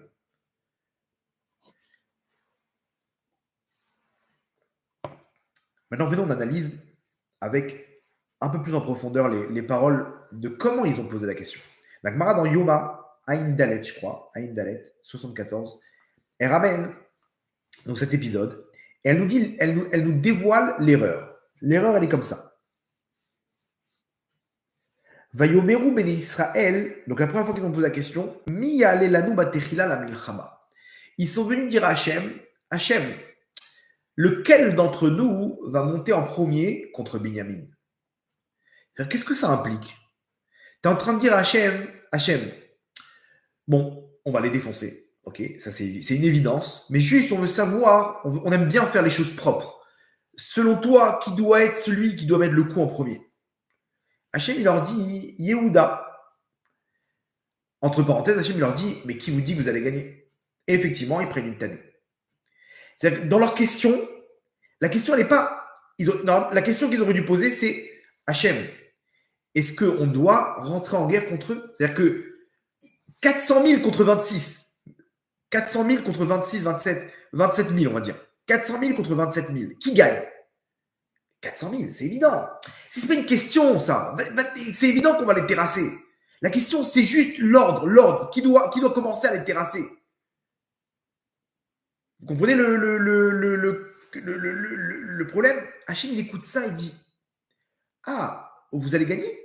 Ok, alors je vous laisse faire. Hachem, il leur dit, Yehuda, Hachem, il répond à leur question. Qui doit monter en premier? Yehuda. Qui doit gagner? Je sais pas. Vous ne m'avez pas posé cette question. Et ils prennent un mur. C'était voulu ce que vous voulez, mais ils prennent un mur. C'est pas, comprenez bien, hein, c'est pas qu'Hachem, il les a, à cause d'un manque de bitachon, ils ont pris 22 000 morts. Hachem, il les laisse. Rabotai, écoutez bien, c'est une règle. Là où tu mets ta confiance, Hachem, il t'abandonne là-bas. Et il te laisse prendre le mur. Eux, ils sont sûrs de gagner. Ah, vous êtes sûrs de gagner, vous avez confiance? Je vous laisse prendre un mur. Regardez la suite. Ok. La deuxième question, c'est quoi? Vaïchenou, Bachem les morts. A aussi flageshet la milchama, imde minyamin. Hachem, est-ce qu'on continue à se battre? C'est-à-dire que on va les défoncer, mais juste, tu veux peut-être qu'on arrête de se battre. Peut-être que tu n'es pas d'accord de cette guerre. Maintenant, nous, on a fait cette guerre selon les règles de la Torah. À partir du moment où il y a un acte qui n'est pas puni, on est obligé d'employer la force. Donc, tu veux qu'on continue, oui ou non? C'est-à-dire quoi, tu veux qu'on continue? Est-ce que tu ne m'as pas posé la question? Est-ce que tu es sûr que tu vas gagner? C'est-à-dire, on va les défoncer, c'est sûr. Mais peut-être que tu ne veux pas qu'on les défonce, Hachem. Hachem, il dit, what? Tu veux les défoncer? Je ne suis pas là. En gros, ils avaient quoi là-bas comme sticker? Anar nous ne On est pourquoi ça me donne des nausées quand je vois ces deux mots-là. On va gagner. Anar nous. Alors, ok, c'est psychologique pour donner le moral au peuple. Mais comprenez bien, ces deux mots-là, ils tuent nos soldats. Anarnu nenatseach. On va gagner. Qui te dit que tu vas gagner? Hachem, il nous laisse. Vous voulez gagner? Vous ne me posez pas la question. Hachem, est-ce qu'on va réussir cette guerre? Mais non, attends, 360 000 soldats contre un groupe de terroristes du Hamas. C'est évident qu'on va gagner. Alors maintenant, il faut qu'on prenne des mitzvot sur nous. Vous comprenez, Hachem est en train de nous dire, vous avez tout ce qu'il faut. Mais je suis pas là. Vous êtes en train de croire, vous êtes en train de vous faire Kochi Veotsem dit, celui qui est au centre, c'est toi, mon tzaddik. C'est pas moi. Tu n'es pas en train de me poser la question logique. Est-ce qu'on va gagner cette guerre? Non, Hachem. Nous, on va gagner. Maintenant, on aimerait que tu nous aides quand même. Donc on prie. Hachem, il te dit, je suis pas là du tout. Alors, bien entendu, pareil pour cette guerre, c'est un mauvais décret. Ceux qui devaient partir, c'est des comptes d'en haut. On ne dit pas que c'est à cause du manque de bitachon qu'il y a tous ces morts-là. On n'est pas là-bas. Mais comprenez que dans notre Torah, on a tous les scénarios possibles. Ce scénario, il ne vous rappelle pas ce qu'on est en train de vivre maintenant. C'est pour ça que je vous ai bien introduit la première partie du cours pour comprendre qu'on est dans une impasse. C'est une impasse qui est illogique. Comment c'est possible qu'on n'arrive pas à gagner? Comment c'est possible qu'on est encore coincé et qu'ils font tous les jours des 2, 3 et dizaines et vingtaines de morts? Comment c'est possible qu'on n'a pas la réussite? Réponse, Hachem n'est pas là. Comment ça, Hachem n'est pas là? On a fait tchouva. On a pris des mitzvot, on a lu des Teilim, on a fait des slichot, on a fait tchouva, on a fait des jeûnes, on a fait ce que tu veux. Hachem, il te dit, c'est vrai, mais tout ça, tu le fais pour toi. Tout ça, tu le fais pour retourner dans ton train-train quotidien. Tu m'utilises à tes intérêts, à tes fins. Pourquoi? Parce que deux mots, Anarton et Natsia, tu n'as pas besoin de moi. Tu me dis qu'on va gagner. Alors appelle-moi quand tu as besoin de moi. C'est le scénario qu'il y a aujourd'hui, qu'il y a dans nos textes. Ils ont fait tchouva, ils ont pleuré, ils ont demandé à Hachem. Hachem, on fait quoi? Hachem, bien sûr, il faut partir en guerre. Bien sûr, Milchemet Mitzvah, il faut y aller. Est-ce qu'on s'est posé la question, Hachem, on va gagner quand même? Est-ce qu'on a eu cette humilité de comprendre qu'on n'est que entre les mains d'Hachem et qu'on peut venir avec 400 000 soldats? Combien ils sont? 365 000, on est de soldats. Ça vous rappelle le chiffre de 400 000? Combien ils ont? Alors, les Avdil entre la tribu de Binyamin et le Hamas. Mais comprenez une chose, c'est un bâton. Hachem utilise le bâton qui est Shevet Binyamin ou le bâton qui est le Hamas. Ce même bâton, c'est écrit dans les textes. La question, c'est bien sûr qu'on va les fighter. C'est évident, un groupuscule comme ça. Mais qu'est-ce qu'on doit faire pour pas avoir de Hachem dit, c'est toi, il n'y a que toi là dans cette histoire. Tu utilises le système à tes fins. Tu sais qu'il y a un danger. Et Sarah il Yaakov, Umi Mena Yevashia, Hachem aide-nous. Derrière, Hachem il nous écoute parler. Et il dit, ouais, attends, mais vous comprenez pas pourquoi on n'arrive pas là? Pourquoi t'es étonné? C'est-à-dire quoi? Pourquoi t'es étonné? Parce que de base, tu sais que tu vas gagner. Donc, quand tu appelles Hachem, mais au fond, tu n'as pas besoin d'Hachem, parce qu'on a de ça, on a toute cette technologie. Donc, Hachem, qu'est-ce qu'il fait? Il te dit, appelle-moi quand tu as besoin de moi. Ok, on va t'appeler, on t'appelle, mais on fait des prières, Hachem, pourquoi tu dis ça? Non, tu fais des prières pour toi. Tu pries pour toi. C'est toi qui es Echad. Toi qui es Echad, et ton nom, il est Echad. Moi, je ne suis pas là. Vous avez compris dans quelle impasse on est? Quand tout Israël ils disent on est en train de mettre en danger nos soldats. Parce qu'on a tout sauf Hachem dedans. Comprenez bien, c'est pas ça le problème, c'est une mentalité. Ne venez pas déchirer les trucs. Ouais, non, le Rav il a dit c'est ça qui me tue. Non, non, non. C'est une mentalité qu'il faut changer. On a cette mentalité de vouloir absolument trouver notre intérêt. On a peur. J'ai pas envie de voir des terroristes à ma maison, devant ma porte. J'ai pas envie de continuer avec ces roquettes, de courir dans les chambres fortes. J'ai besoin de toi, Hachem. Pourquoi tu as besoin de moi? Pour continuer ma vie. C'est-à-dire que tu es à mon service, non? Je prie. Tu es là pour être au taquet dès qu'il y a besoin. Vous comprenez comment c'est très fin psychologiquement? Maintenant, regardez la troisième question.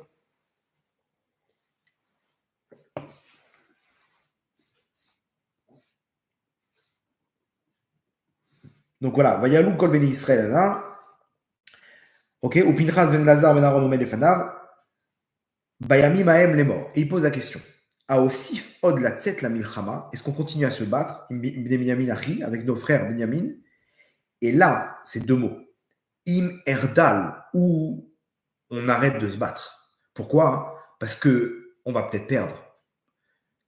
Ah, dans ces deux mots, il y avait une touche d'humilité. Il y a enfin, on a dit Hachem, mais en fait, on est entre tes mains. Qui gagne, c'est entre tes mains. C'est pas les chiffres qui décident qui va gagner. Qui va gagner, c'est entre tes mains, Hachem. Hachem, il n'y a pas de chiffre pour lui. Qu'on soit 10 000 ou 150 000, au contraire, c'est un problème parce qu'on oublie Hachem. Plus il y a de la technologie, plus on oublie Hachem. Hachem, il dit, réponse, Vayomer Hachem, Alou. Là, vous pouvez monter. Qui machar et teneno beatra, parce que demain, je le mettrai entre vos mains. Là, oui, vous allez gagner. Quand tu as compris que tout est entre mes mains, alors là, je te réponds à ta question. Là, oui, tu vas gagner. Est-ce qu'on a compris que tout est entre les mains d'Hachem? Est-ce qu'on a compris que tout est entre les mains d'Hachem? Et là, il y a notre erreur. Non. On a bien entendu le dôme de fer. On a tellement de choses qui nous permettent de mettre de côté Hachem. Est-ce que vraiment, quand tu cours là-bas, tu te dis vraiment, Hachem, aide-moi. Quand tu entends une sirène d'alarme, tu cours et tu demandes à Hachem de l'aide, vraiment. Non, tu as plus, confiance au dôme de fer que attends, t'es posé, tes trucs. On a enlevé Hachem de la situation. Et c'est pas maintenant, ça fait des années. Sauf que à l'époque, c'était pas encore le moment du Mashiach, le moment où Hachem il dévoile son nom. Où à ce moment-là, il n'y a plus rien qui peut s'aligner avec Hachem. Où on va arriver à la situation qui s'appelle En lanu al mileishaen el alavinu sheba shamayim. On ne pourra se reposer que sur notre Père qui est dans le ciel. Et Hachem, il nous enlève tout.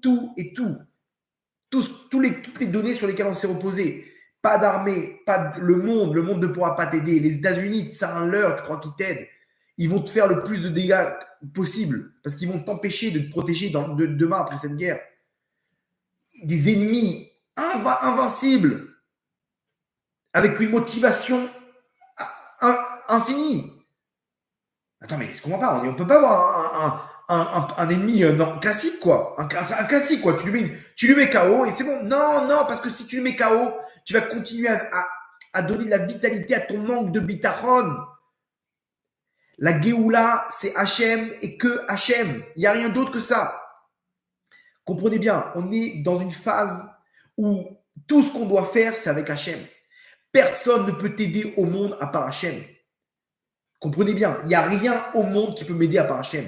Tu peux avoir tout l'argent du monde, tu peux avoir tous les serviteurs du monde, tu peux avoir tous les soldats du monde. Si Hachem décide de ne pas te donner cette victoire entre les mains, tu ne réussiras pas.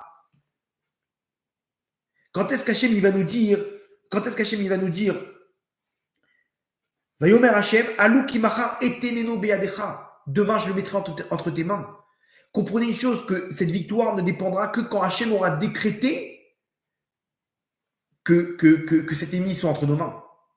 Et rien d'autre. Vous comprenez ce qui se passe? Oui, mais on a fait tchouva. Mais oui, tu fais tchouva. Pourquoi? Parce que tu as compris que c'est ça le principe. Tu as compris que faire tchouva, c'est sauver ta peau. Hachem, il te dit, Adkan, stop. Aujourd'hui, on est face à l'unité d'Hachem. Hachem est en train de se dévoiler. Est-ce qu'on est là pour l'aider ou on est là encore pour faire grandir notre nom à nous, notre royauté? Un peu d'humilité. Anarno Nenatser. Alors, dedans, il rajoute Yachad Nenatser. Ensemble, on va réussir. Et c'est quoi ensemble, on va réussir? Pourquoi? Parce qu'ils ont compris qu'il n'y avait que des disputes, ok, à l'intérieur d'Israël, avec la réforme judiciaire, etc. Donc maintenant, genre, on est tous ensemble pour réussir. Arrêtez d'embarquer tout l'homme Israël dans vos bêtises. Et nous, malheureusement, on est pris en otage.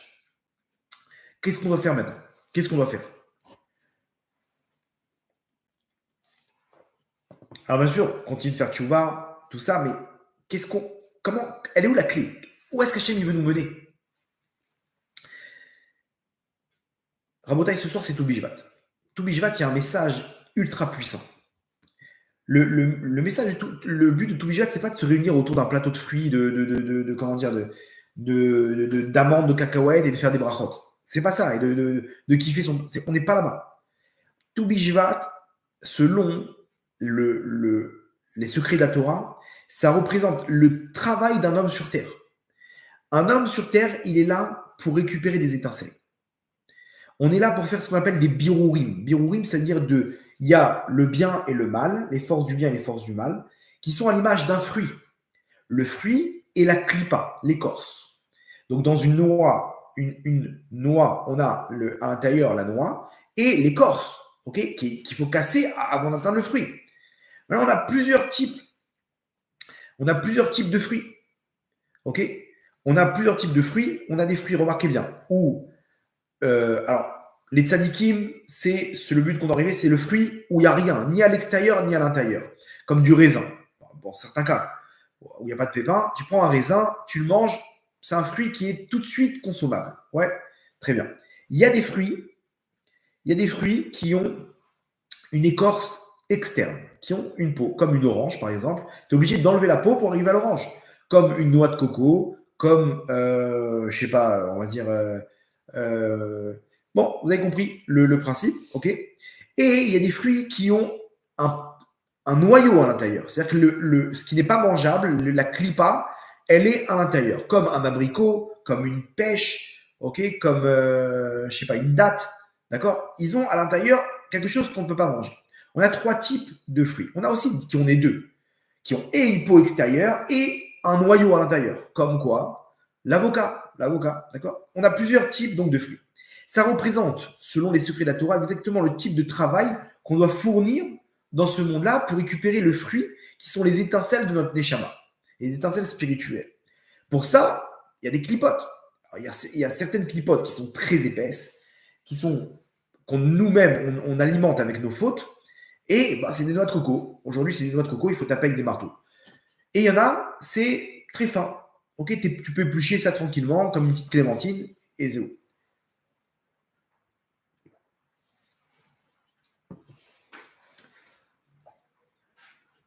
Aujourd'hui, on est face à des forces du mal qui nous empêchent d'arriver aux fruits. Cette force du mal, comme on le voit dans la paracha de cette semaine, ce qui empêche Israël de se rapprocher d'Hachem, et dans la paracha dernière, on nous dit Vea Erev Rav alou itam. Et le Erev Rav est monté avec eux, avec les d'Israël. On a un petit groupe, ok, qui s'appelle le Erev Rav. Le Erev Rav, le Zohar nous dit, c'est la klipa, à la fin des temps qui va nous empêcher d'arriver à la malchoute d'Hachem. C'est la plus dure de toutes les clipotes. C'est-à-dire que Ishmaël, c'est une clipa qui est un bâton. Ça peut tomber en 2 secondes. Ok? C'est pas ça, c'est pas de ça qu'il faut avoir peur. La clipa qui va faire plus de mal à la fin des temps, c'est la clipa du Erev Rav. Il y a un mélange avec Amalek. Ok? Bon, c'est une longue histoire. En tout cas, le Erev Rav, c'est qui? C'est un groupe de personnes qui étaient les sorciers d'Égypte, qui ont voulu tester la force d'Hachem. Ils ont dit, Moshe, c'est un grand sorcier, on veut connaître. Ils ont décidé parce qu'ils vont mettre en place, peut-être inconsciemment, peut-être qu'ils ne sont même pas conscients de ça, ils vont mettre en place, ok, ça bug. On est toujours en ligne ou pas?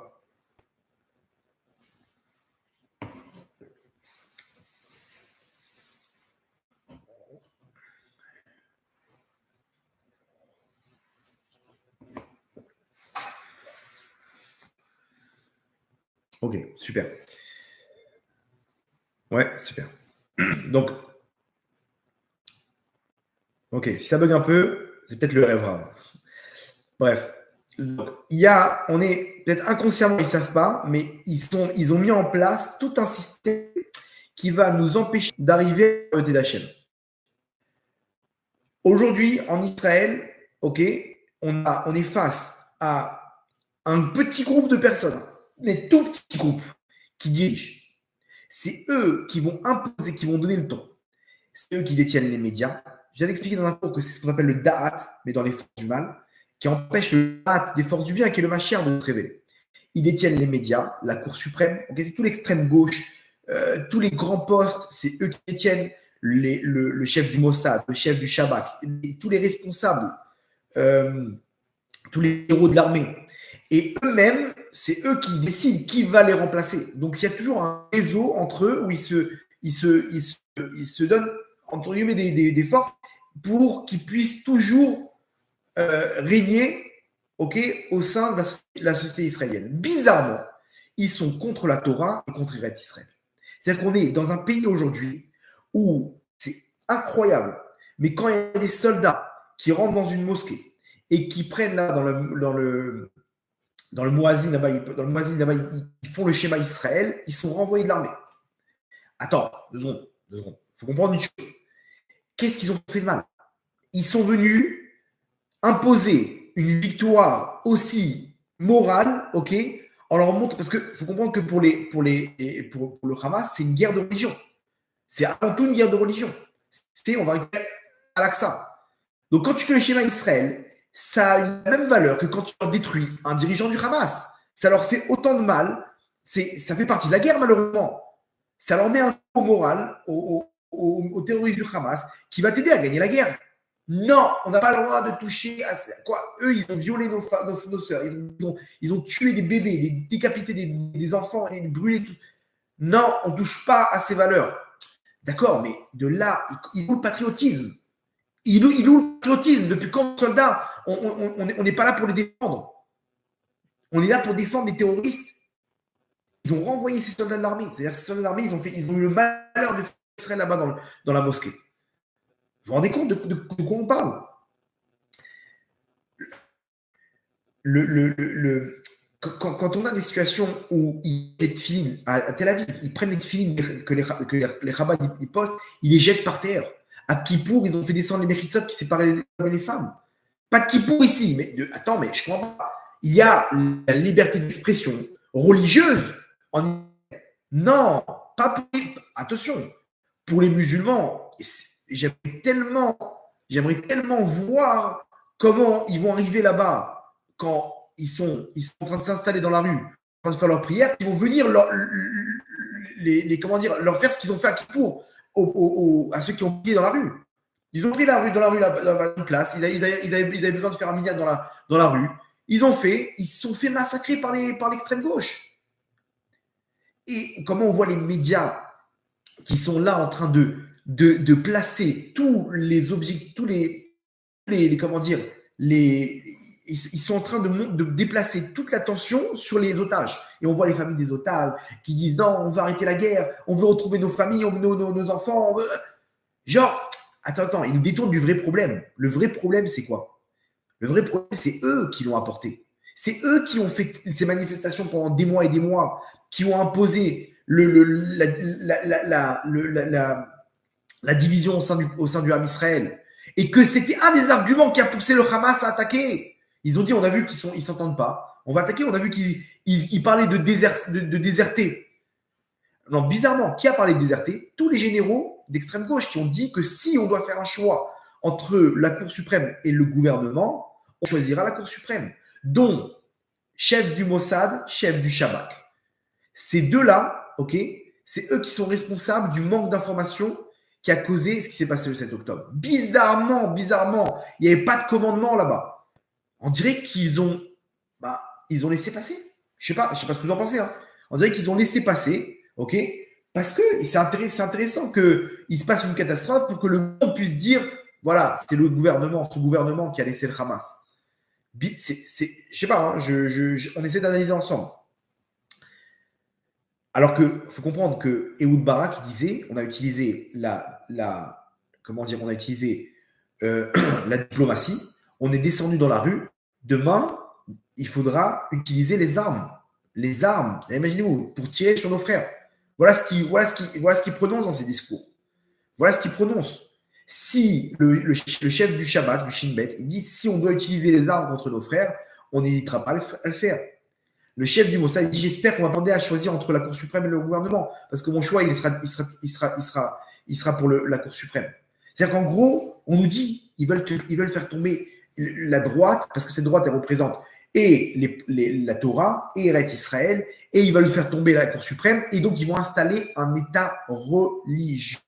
Et ça, il en est hors de question. On ne veut pas de Torah. Religieux, c'est un mot qui ne correspond pas. Il n'y a pas d'État religieux. Ce pays est la terre sainte d'Israël. Ce pays appartient à Hachem. Mais il y a un groupe qui est là pour dire non, il n'y aura pas de Torah ici.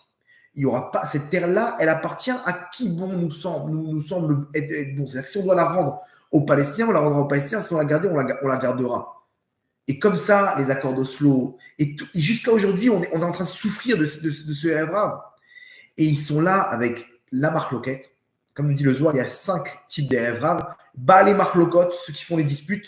Alors c'est marrant, il y a une phrase qui m'a... Je ne savais pas s'il fallait rire ou pleurer. Alors comme je dis, il y a Yachad Nenatseach, okay, ensemble on va gagner.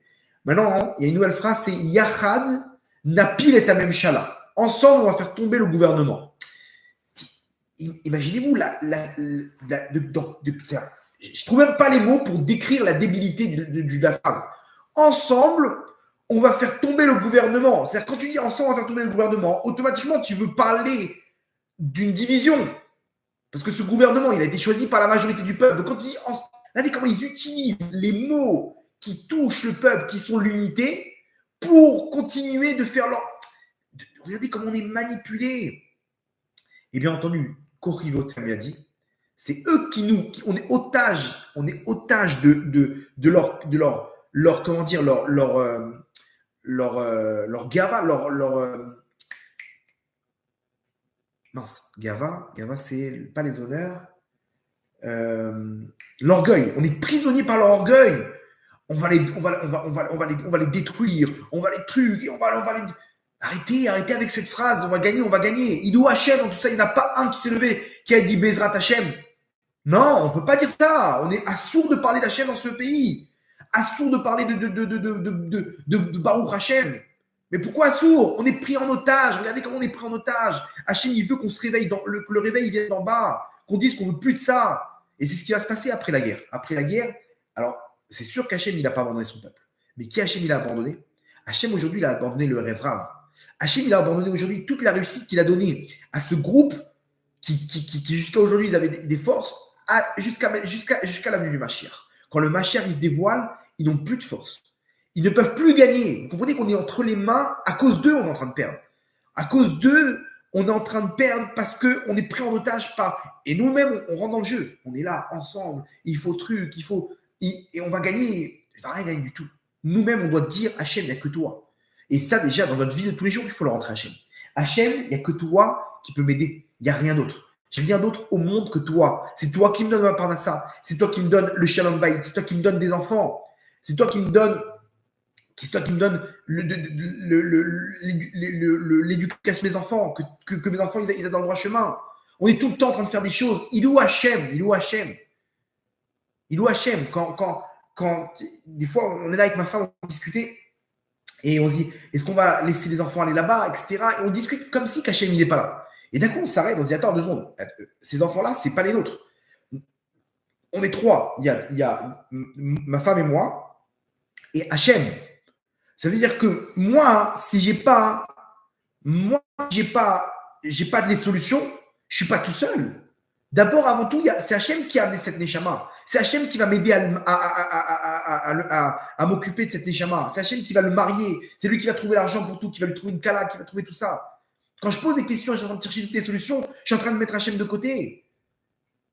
Vous comprenez comment on doit réfléchir aujourd'hui? Quand on est là en train d'essayer sans arrêt, pardassa, arrête avec tout ça. Aujourd'hui, il y a la klipa du Revra. Cette klipa, pour qu'on atteigne le fruit qui est la Géoula, on doit la transpercer.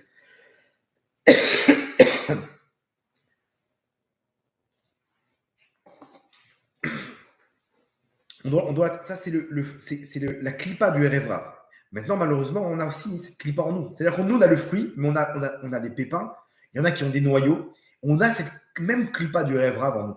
On est comme ça, tout le temps en train de dire, c'est lui qui va m'aider, et on fait une liste de solutions. Des fois, il faut savoir envoyer balader. De dire, tu sais quoi, je comprends rien, je ne sais pas. Rien, je ne veux plus trouver de solution. Demain, on réfléchira. Vous savez combien de fois ça m'est arrivé ça? Combien de fois j'essaye, je suis bloqué, et je dis, mais tu sais pourquoi je suis bloqué? Parce qu'en fait, je suis tout seul. Plus je réfléchis, plus je suis en train de dire à Hachem, je t'appelle quand j'ai besoin, je vais bientôt trouver. Vous comprenez? Donc des fois, je m'arrête, je sors de là-bas, et je dis, stop, qu'est-ce qu'on fait? Je sais pas. Non, mais il faut une solution. Pas de solution. Moi perso, je dis aucune. C'est pas un désespoir. C'est juste sortir de cette clipa. D'essayer de croire que tu comprends. D'essayer de croire que tu vas réussir. Eh bien, venez, on enlève ce rêve rave qui est en nous. On a cette clipa du rêve en nous où c'est nous le patron. Hachem, quand il est descendu en Égypte, il a marqué comme ça, le Midrash, il dit Lo allié des malach, velo allié des saraf, velo allié des chaliach. Et là, Kadosh Baruch Birvodo Beatzmo, ni par un ange, il est venu nous libérer, ni par un saraf, un chérubin, je ne sais pas comment on traduit, ni par un envoyé, lui-même en personne, il est descendu. Lui-même en personne, il est descendu, Hachem nous libérer. C'est ça la Géoula, Rabotai. La Géoula, Hachem nous dit, il n'y a rien du tout. Alors peut-être qu'Hachem va utiliser Tsahal, peut-être qu'Hachem va utiliser le dôme de fer, si vous voulez. Mais d'abord, venez, on essaie de comprendre qu'il y a que. Parce que si on n'y arrive pas, à la fin, logiquement, on va y arriver. Logiquement, on va se dire, bon, bah, en fait, il n'y a plus de solution. Et vous allez voir qu'à la fin, ils vont se mettre à genoux, ils vont dire, bah, Bezrat Hachem. Il n'y a que Hachem qui va nous sauver. Quand on y arrivera, rappelez-vous, quand on y arrivera, ce sera la venue du Mashiach. Quand ces dirigeants, ils arriveront à cette clipa de Revrav, ils seront à genoux, ils lèveront les yeux vers le ciel, ils diront, Hachem, on a eu tort. On a eu tort. Est-ce qu'on va gagner cette guerre, Hachem, oui ou non? Qu'est-ce qu'il va nous dire Hachem? Et Tenena Beadcha. Ces ennemis-là, je les mettrai entre vos mains. Mais nous, on arrive à Nachnu Nenatseach. Oui, donc, appelez-moi quand vous avez besoin de moi. Hachem, il attend gentiment. Vous comprenez? Tant qu'on n'a pas compris ça, on est face à une défaite automatique. Oui, mais on fait tchouva, on fait des mitzvot, mais peut-être qu'on fait tout ça pour utiliser Hachem pour sortir de tout ça. Pour qu'il y ait. C'est dur à dire, hein, mais parce qu'on n'est pas capable d'entendre qu'il y ait des soldats qui vont mourir et des familles qui sont tristes et des otages qui sont encore là-bas. Donc, Hachem, je t'en supplie, interviens. Pourquoi? Parce que je souffre d'entendre qu'il y a des gens qui souffrent. Attends, est-ce que tu le fais parce que Hachem, il souffre? Parce que la Shrina, elle est en détresse. Non, tu fais ça parce que toi, tu es en détresse. Même si c'est un bon niveau, attention, d'avoir de la peine pour la Israël, c'est un très bon niveau. Mais au moment de la Géoula, Lo allié saraf, lo allié malach, lo allié shaliach. Hachem birvodo beatzmo. C'est que lui. Il n'y a rien. On efface toute notre mémoire. Je n'ai pas de mémoire, je n'ai pas de tête, je n'ai pas de da'at, j'ai pas de rien de tout. Je suis zéro. Je suis l'homme le plus stupide au monde. Je suis un bras cassé, Hachem, il n'y a que toi et que toi. Quand quelqu'un il commence comme ça, c'est là qu'il peut, il peut te décrocher. Mais attention, il faut qu'il continue à comprendre qu'il est rien. Et c'est comme ça qu'on ouvre la Hamida. Qu'est-ce qu'on dit dans la Hamida? Hachem, c'est Fatay Tiftar. Ou Fiagit Teilatecha. Hachem, c'est Fatay Tiftar. Mes lèvres, tu vas ouvrir. Ou Fiagit Teilatecha. Et ma bouche, elle va dire ta louange. Tu crois que toi, tu vas dire la louange à Hachem? Tu crois que toi, tu vas prier Hachem? Tu vas trouver les mots qu'il faut pour. Rien du tout. Si c'est pas Hachem qui te met les idées, les arguments, les mots pour prier, on n'arrivera à rien. Hachem, c'est toi qui ouvres ma bouche. Vous savez que chaque fois que je commence un cours, j'ai aucune envie de faire le cours. Vraiment, dans ma tête, c'est un balagan. Je ne sais pas comment je fais un cours. J'ai qu'une envie, c'est de continuer ma soirée sans faire de cours. J'ai tellement d'épreuves avant et tout. Je commence avec une phrase. On dit comme ça, ce qu'on dit à Rosh Hashanah avant de commencer la Mida. Mais Adam machlev ou me Hashem ma'ane lashon. Il y a une phrase comme ça, une chanson très connue qu'on chante, c'est ce qu'on fait à l'air qu'on chante juste avant la Hamida de Rosh Hashanah. Mais Adam Machelev, le système du cœur, de tous les sentiments, il est entre les mains de l'homme. C'est-à-dire qu'il vient de l'homme. Mais Hachem m'a amené la chonne. C'est-à-dire que moi, j'ai mes sentiments. Je veux faire ce cours. Je veux, mais j'arrive pas. Je sais pas quoi c'est Hachem. C'est le balagan dans ma tête. C'est le désordre dans mon cœur. Comment, qui, quoi, comment. Ça, c'est entre tes mains. Mais Adam Machelev. Tu veux? Très bien. Mais Hachem m'a amené la chonne. Par contre, ce qui va sortir de ta bouche, c'est entre Hachem. Ça vient d'Hachem. Toi, tu as juste à préparer ton cœur. Moi, je dois me convaincre de dire, je ne sais pas ce que je vais dire dans ce cours, mais je veux faire ce cours. Je prépare mon cœur, voilà, Hachem. Et je chantonne cet air comme ça juste avant de commencer le cours et je commence. Pourquoi? Parce que je ne sais pas quoi dire. Je suis nul. Moi, je vais donner des conseils à Israël. Je ne sais même pas moi-même de comprendre quelque chose de ma vie. Je vais commencer à donner à des gens des conseils. Je ne sais même pas parler, je ne connais même pas le français. J'ai 2 mots de vocabulaire dans la bouche. Mais quel rapport? Hachem te dit, mon fils, c'est toi qui parles. C'est toi qui parles. Si ce n'est pas toi qui parles, c'est la chaise qui va parler. Tu comprends? Tout ça, c'est un scénario. Hachem, il dit, soyez les acteurs de ce scénario. C'est moi qui fais tout. Vous avez juste à être là au bon moment, c'est tout. Sois un Kelly pour faire passer, pour te donner ta parnassa, pour te donner ton shalom baït. Arrête de faire écran. Tes pensées, tes réflexions, elles font écran. Tu comprends? C'est ça qu'Hachem il veut. Et quand on a ça entre les mains, il n'y a que Hachem, alors on va gagner. Une fois, le Rav Mordechai Eliyahu Alav Shalom, il était très proche d'un général de l'armée qui s'appelait Efi Etan. C'était un haut gradé dans l'armée. Après, il avait une autre fonction. Et un jour, il a dit au Rav, il voyait que le Rav, il avait le roi Hakodesh. Il lui a dit au Rav, il a dit, Rav, est-ce que des fois, si on a des besoins, parce qu'il y a plein de choses que le public n'est pas au courant. Des opérations qui ont mal tourné, des opérations qui ont... Et des fois, on est mal, on a besoin de quelque chose, d'une réponse, un truc. En gros, besoin des brachot du Rav, du roi Hakodesh du Rav. De temps en temps, on peut faire appel à vous. Le Rav dit, quand tu veux, il n'y a pas de problème. Un jour, une unité commando d'élite de l'armée se retrouve à faire une opération en plein sud Liban. Un truc secret, ultra secret. Bien entendu, les terroristes du Hezbollah, ils avaient placé des pièges. Ils ont repéré l'unité commando et ils ont placé un réseau de mines qui sont reliés entre eux par un laser. À partir du moment où tu passes le laser, tout explose. Le but était de piéger l'unité commando de 15 soldats à l'intérieur de ce cercle de laser et d'enclencher tous les lasers de façon à ce que, quoi qu'il se passe, ils sont coincés. S'ils essaient de sortir, tout le monde meurt. Et donc, les terroristes, ils les ont amenés là-bas. C'est des trucs, des mines qui ont la forme de rocher. C'est un truc incroyable. Et ils ont attiré les soldats dans ce piège et ils ont activé les lasers. L'un des soldats se rapproche et il comprend qu'ils sont piégés. Il s'arrête. Il prend la radio, il dit à son commandant, on est bloqué, on est pris au piège. Et s'ils appuient sur un bouton, on meurt. Qu'est-ce qu'on fait? Le commandant, il ne sait pas quoi faire. Il leur dit, on va essayer d'appeler un hélicoptère, je vous donne une solution. Il appelle son responsable, qui est Efi Etam. Efi Etam, il appelle Mordechai Eliaou, il lui dit, Gvodarav, on a un très gros problème, on est avec le commandant de l'unité.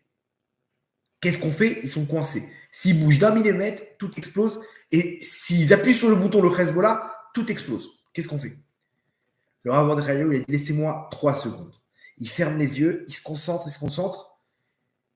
Et d'un coup, il leur dit, écoutez-moi bien. Courez, sortez de là-bas, je retiens le truc. Il dit ça, le commandant, il écoute. Il dit à ses soldats, écoutez-moi bien, faites ce que je vous dis, courez. Les 15 soldats, ils se mettent à courir, ils commencent à fuir la zone, à partir en retrait, en courant. Les terroristes du Hezbollah, ils appuient sur le bouton, ils entendent maintenant dans la radio, ils avaient des espions qui écoutaient les radios des terroristes. Le mec, il prend la radio et il dit, mais tirez, mais appuyez sur le bouton, je comprends pas pourquoi vous n'appuyez pas. Il dit, mais ça marche pas. J'appuie sur le bouton, ça marche pas. Il dit, non, t'es un traître. Il dit, non, mais je te dis, ça marche pas. Il appuyait sur le bouton pour faire exploser manuellement le système. Ils ont traversé le laser, rien n'a explosé. Le Rav Mordechai Eliaou, il a tenu lui-même au-dessus de la nature. Il a tenu la nature. Comment il a fait d'après vous? Rav Mordechai Eliaou, il avait une chose en tête. Quand il priait, il n'y a que toi, Hachem, En Od Milero. Il était là-bas, Rav Mordechai Eliaou. Il était avec Hachem. Ça veut dire quoi? Ce monde-là, c'est toi. Le Hezbollah, c'est toi. Le Hamas, c'est qui? C'est qui tire les RPG? C'est qui tire les roquettes? Il y a quelque chose qui est en dehors de toi, Hachem. C'est Hachem en personne qui nous tire dessus à Botaï. Mais attention, Hachem, il veut quelque chose. Si on a compris que c'est lui qui dirige, alors à ce moment-là, tout le scénario, il peut changer. À ce moment-là, tu retires. Le Rav Mordechai Eliaou, il savait que il n'y a rien en dehors de toi, Hachem. Il n'y a rien d'autre que toi, Hachem. Et si on arrive à ce niveau-là, Hachem, il va nous pousser dans tous les cas, de gré ou de force. Il va nous pousser à ce scénario. On ne pourra se reposer que sur Avinu Sheba Shamayim, que sur notre Père qui est dans les cieux. Si on n'arrive pas à débloquer ça dans notre cœur, on est en danger. Cette clipa du RF Rav, elle est en train de tomber. Nous, on est prisonniers parce que nos yeux nous montrent par rapport aux médias, par rapport à tout ça. Mais nous, on sort de là-bas. Et vous allez voir ce qui va se passer. Après la guerre, le peuple, ça va dire. Le peuple, il va dire stop. Ça suffit. On veut Eret Israël avec une Torah. On veut un Mashiach. On veut arrêter d'être dirigé par ces fous furieux qui font ce qu'ils veulent de nous. Et demain, on va faire ce que nous, on veut. Pas ce que le monde va nous dire de faire. Pas ce que le RFA va nous dire de faire. Et là, c'est le début de la victoire. Et là, je vais dire, maintenant, je peux enfin me dévoiler. Maintenant, il y a une base. C'est ce qui s'est passé en Égypte, Rabotai. Vaïzakou, Hachem Batsar Lahem. Ils ont créé Hachem Batsar Lahem. C'est quoi Batsar Lahem? Dans leur douleur. Qu'ils étaient prisonniers, ils étaient pris en otage. Ça, c'est ce qu'Hachem attend de nous, Rabotai. Et c'est ça la solution de ce qu'on doit faire. Bien sûr qu'il faut prier. Bien sûr qu'il faut continuer à prendre sur nous des mitzvot. Bien sûr qu'il faut continuer à faire tchouva. Mais n'oubliez pas que la source, c'est pour Hachem. Pour la Shrina. Akadosh Baruch Hu Birvodo Batzmo. Rien d'autre que ça. Il faut dire à tout le monde, à tous ceux que vous avez autour de vous, d'arrêter de regarder, de croire qu'il y a une analyse possible. Tous les analystes se sont trompés dans cette guerre. Et les gens, ils continuent à croire, non, mais la solution, en fait, elle vient que si on arrive à inonder les. Vous voyez pas qu'on est, on est pris au piège. Ils ont des otages, on peut pas bombarder, on peut pas inonder, on peut rien faire. Alors qu'est-ce qu'on fait? Alors on arrête? Alors il faut conquérir, on peut pas. Ok, alors on place là-bas des bases. Mais tu rigoles, ils vont jamais te laisser. Jamais ils vont te laisser. Alors quoi, on retourne, voilà, dans 10 ans, 5 ans. Ils ont compris la technique, donc ils vont mettre encore plus d'efforts dans la bataille. OK? Et tout ça pour rien. Voilà, 1300 morts pour rien. Il y a quelqu'un qui a une solution? Personne. Vous savez pourquoi? Parce qu'Hachem, il a décidé qu'il n'y a pas de solution. Et pourquoi? Parce qu'on n'a pas compris que c'est lui qui fait tout. Si on a compris, alors à ce moment-là, c'est le début de la victoire. Vous comprenez? Donc, on est sûr qu'en Anachnon et Natsear, on est en train C'est de l'orgueil. Vous comprenez? C'est pas nous. Malheureusement, c'est le rêvera. C'est eux qui dirigent. C'est eux qui veulent faire croire qu'on a un peuple uni, qu'il n'y a pas de dispute. Et en même temps, ils disent oui, il faut que Benjamin Netanyahou il démissionne. Il faut faire tomber le gouvernement. Il y a un soldat, hein, il m'a dit, on se bat comme des lions. On se bat comme des lions. Et il me dit, je suis sorti après 2 mois et je vois, il m'a dit, je suis tombé par terre, je vois encore l'autre qui parle contre le gouvernement et l'autre dit, c'est lui, c'est de sa faute. Ils sont en train de préparer les armes pour l'après-guerre. C'est à cause de qui? C'est-à-dire, en gros, là, on fait les mythos parce qu'on ne peut pas se disputer, mais dès que tout ça sera terminé, rebelote. Là, ils ont repris les manifestations et ils continuent, les otages et les machins, et le gouvernement. Pourquoi le gouvernement? Avant ça, il y avait qui comme gouvernement? Eux-mêmes, ils ont fait les mêmes bêtises contre le Hamas. Non, c'est eux qui sont les. Non, mais attends, en plus, pire que ça, c'est que le gouvernement n'a même pas reçu les informations des renseignements qui sont dirigés par la gauche. Et c'est le gouvernement. C'est pas que je suis pour Netanyahou, je suis pas pour le gouvernement du tout. Vous avez compris que c'est pas politique. Je suis juste une chose. Quand Yehuda il est monté en premier là-bas pour se battre, il a perdu. Yehuda, c'est la tribu, c'est de là que va descendre le Mashiach. Pour le Mashiach, il faut une chose, Hachem. David Améler, c'est lui le Mashiach. Et celui qui va être le Mashiach, c'est une personne qui est complètement annulée, qui est netto la représentation d'Hachem sur terre. Netto, c'est-à-dire pas dans l'image, hein, comme le voit la vision chrétienne, le Fils et le Saint-Esprit, etc. Non, dans le fait qu'il n'existe plus. Il n'existe plus. Il laisse complètement Hachem rentrer en lui. Il est rien, il n'a aucune volonté. Toute sa volonté, c'est la Shekhinah. Vous comprenez? Quand on y arrivera, alors on va faire descendre cette Neshama de Mashiach. Et pour ça, il y a des clipotes. Il faut continuer à se battre. Ce qu'on fait, on fait descendre la clipa qui est extérieure, la clipa qui est intérieure, les noyaux, les pépins qu'on a à l'intérieur de nous, de ce RF Rav, de Kori, Votsem a dit, je vais réussir, je vais gagner, j'ai réussi à gagner. Tu n'as rien réussi du tout dans ta vie. Il n'y a que Hachem et que Hachem. Si on a compris ça, c'est le début de la victoire. On va finir avec une petite histoire, si vous le voulez bien.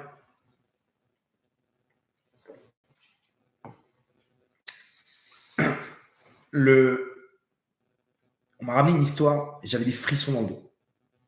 Ce qui est en train de se passer actuellement, comprenez bien, mais bien entendu, il y a ce rêve rare, mais il y a un réveil d'en bas du peuple. Et l'histoire, elle est comme ça. Il y a quelqu'un qui travaille à la poste, il travaille là-bas, c'est le seul pratiquant, ok, dans un endroit vraiment complètement non pratiquant, en plein cœur de Tel Aviv. Il travaille là-bas dans une poste et il y a une femme qui vient le voir et qui lui dit, une femme qui travaille avec lui, qui lui dit, j'en peux plus, mon fils me fait un scandale pour mettre un tzitzit katan. C'est-à-dire, les enfants aujourd'hui demandent des jeux vidéo, ils demandent des ballons et ils font la misère à leurs parents pour arriver à leur but. Ouais. Moi, mon fils, il me fait la misère pour avoir un tzitzit katan. Il a vu tous les soldats là-bas. Il a 12 ans maintenant, mon fils. Il a vu tous les soldats avec des tzitzit katan. Il me dit, maman, je veux porter un tzitzit katan. Il dit, maintenant, il faut comprendre. Nous, on est extrême gauche.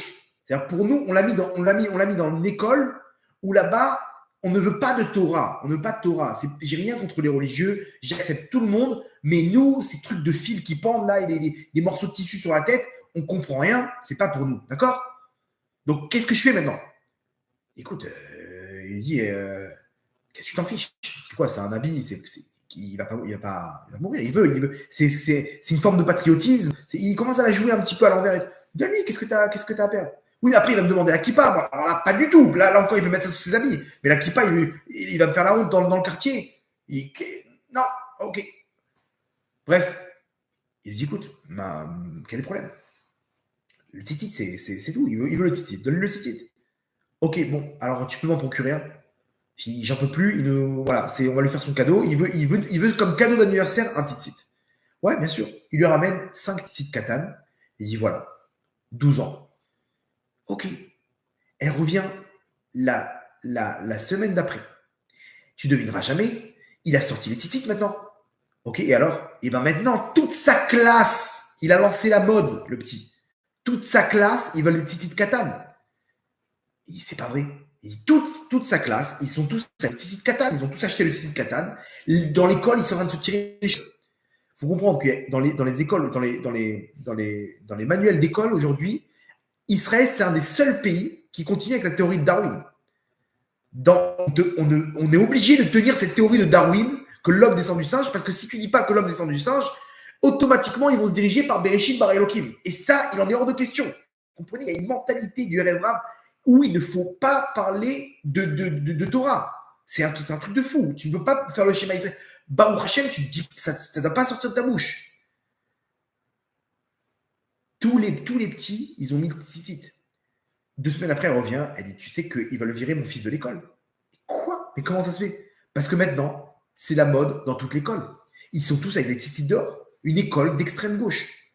Là, en ce moment même, c'est en train de se passer en Israël, à la Bretagne. L'autre, il tombe, il dit, mais attends, mais c'est pas possible ce que tu me racontes. Et alors, il dit, maintenant, il y a une nouvelle mode. Nouvelle mode, ils font des brachot avant de manger, et tout le monde répond amen. Il y en a un, il vient pour manger, c'est l'excitation. Il a sa coca, il va pour faire son truc, et ils ont fait un questionnaire pour savoir qui sait qu'est-ce qu'on fait comme bracha. Pour l'instant, ils font tous chacun Yabidvar. Ils ne connaissent pas encore les brachot. Il y en a un qui s'est renseigné sur Internet, il leur a fait des trucs, et ils sont là, ils se font des quiz, ils se font des trucs. Regardez de quoi on parle. Il dit maintenant, et alors? Il dit maintenant, ils sont tous avec les brachot, il est passé à la kippa, il est passé à un truc, ok, et alors, l'école, ils ont fait quoi? Ben, ils ne peuvent pas le virer parce que s'ils le virent, ils n'ont plus d'école. Comment ça, ils n'ont plus d'école? Parce qu'il faut savoir que tous, ils ont le tzitzit, ils ont tous la kippa, il y en a qui mettent les tefilines, et ils sont tous avec les brachot, ils sont en train de parler de Torah du matin au soir. Des enfants d'extrême gauche qui ont baigné dans un système de Erev Rav, ils sont tous, toute l'école. Il dit, waouh, là, c'est la Géoula. Là, il est en train de se passer un truc, c'est ni plus ni moins que la Géoula. C'est-à-dire que cette guerre, elle nous amène à comprendre qu'un enfant, il est pur, il comprend une chose, il y a qu'Hachem maintenant. Arrêtez de nous embrouiller avec ce truc-là. Ça, c'est jusqu'à maintenant, on est en galoute, mais maintenant c'est Hachem qu'on veut. Un enfant, il est pur, et ce qu'il voit, c'est avec son cœur.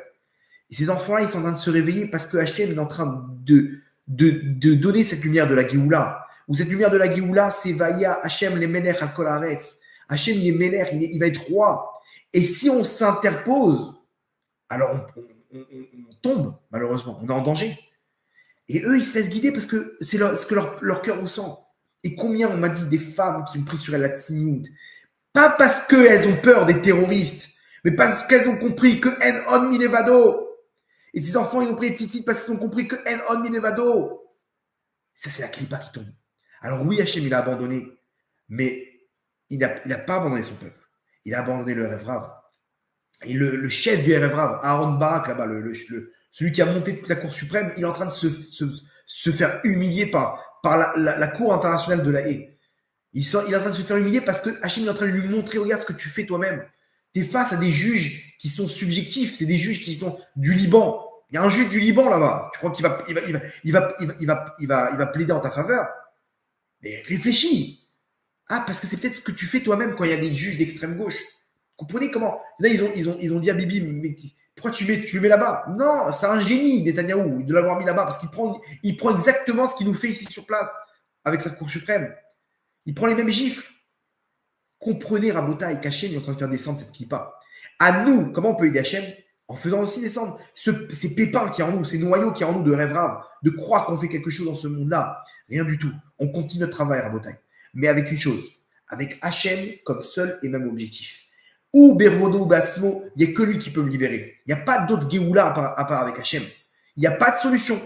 Il n'y a pas ni de laser, ni de technologie. Vous prenez ces trucs-là de Israël Magazine, là, de technologie Israël, vous les déchirez. Ça ne sert à rien tout ça. Oui, on aime nos soldats. Oui, on aime notre peuple. Mais comprenez une chose, c'est que Hachem qui peut nous sauver. Et si on a compris ça, alors on pourra gagner la guerre. Parce que cette guerre-là, c'est la dernière guerre. La dernière guerre. Et juste un petit peu, il faut savoir baisser la tête et de comprendre que c'est Hachem qui doit prendre le relais. Si on y arrive déjà nous, alors ça va venir d'en bas. Et d'en bas, on va réussir ensemble à sortir toute cette crasse de Revrav, de Kochivotem Yadi, de Marlokot, de division. Et on peut déjà enlever ça en nous. D'arrêter nos divisions au sein d'une famille, d'arrêter de croire qu'on fait quelque chose. Et si on y arrive, alors là, c'est le début de la victoire. Cette victoire qui est la Géoula, Berachamim Dolim, Baruch Adonai Leolam, Amen ve Amen.